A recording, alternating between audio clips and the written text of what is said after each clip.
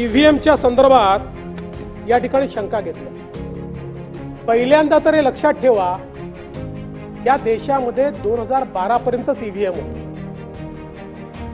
2012 नंतर ईव्हीएम नाही आहे, 2012 नंतर व्हीव्हीपॅट आहे। आणि ईव्हीएम आणि व्हीव्हीपॅट मधला महत्त्वाचा फरक काय आहे? व्हीव्हीपॅट म्हणजे बॅलेट पेपरवरचं मतदान।